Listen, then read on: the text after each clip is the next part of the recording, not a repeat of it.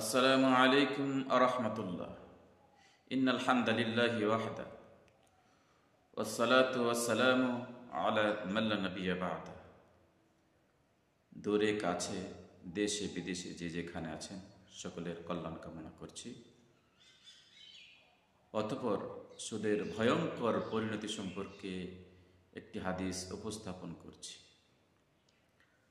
আন আবি হুরায়রা রাদিয়াল্লাহু তাআলা আনহু قال رسول الله صلى الله عليه وسلم الربا 70 حوبا وأيسرها أن ينكح الرجل أمه। বিশিষ্ট সাহাবী আবু হুরায়রা রাদিয়াল্লাহু তাআলা আনহু থেকে বর্ণিত, তিনি বলেন, নবী করিম সাল্লাল্লাহু আলাইহি ওয়াসাল্লাম বলেছেন, সুদ খেলে যে গুনাহ হয়, সুদ খেলে যে পাপ হয়, সেই পাপের 70টি স্তর রয়েছে। তার ভিতরে সবচেয়ে ছোট গুনাহ হচ্ছে মার সাথে জিনা করা। সবচাইতে ছোট গুনাহ যদি মার সাথে জিনা করা হয়, তাহলে সবচেয়ে বড় গুনাহ কি হতে পারে? এই সুদখোর সমাজের ভিতরে সুদের ইনকাম খাচ্ছে, বুক ফুলিয়ে সমাজে ঘুরছে, আর মানুষও তাকে মূল্যায়ন করছে। আপনি যদি প্রকৃত ইমানদার হন, তাহলে সুদখোরের সাথে আপনি সম্পর্ক ছিন্ন করবেন, যাতে করে সুদখোর বুঝতে পারে যে সমাজের মানুষ আমাকে ভালোবাসে না, এটা আমাকে ছেড়ে দিতে হবে।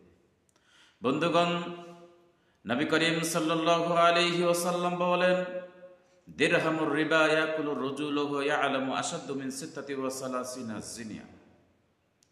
জেনে শুনে যদি কেউ 1 টাকা 1 দিরহাম সুদ খায়, তাহলে তার আমলনামায় অবৈধ মেয়ের সাথে 36 বার জিনা করলে যে পাপ হয়, 1 টাকা সুদ খেলে এর চাইতে বেশি পাপ হয়।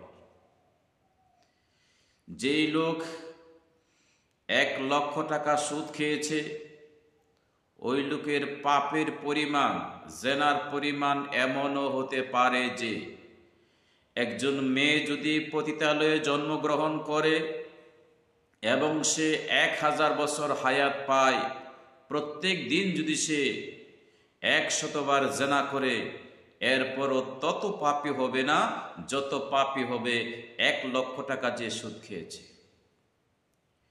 সুদখোরের কোনো ইবাদত আল্লাহ তাআলার দরবারে কবুল হবে না। সুদখোরকে সামাজিকভাবে বয়কট করুন। যারা আমার এই কথাগুলো আজকে শুনবেন, আপনার ভালোর জন্য বলছি, সুদ থেকে আপনি ফিরে আসুন, পরকালকে ভয় করুন। মৃত্যু সামনে অনিবার্য, প্রত্যেককেই দুনিয়া ছেড়ে চলে যেতে হবে। আপনি কিছু ভালো আমল করে চলে যান, কবরটা হবে আপনার জন্য জান্নাতের বাগিচা। এই আশা রেখে এখানেই শেষ করছি। আসসালামু আলাইকুম আ রহমতুল্লাহ।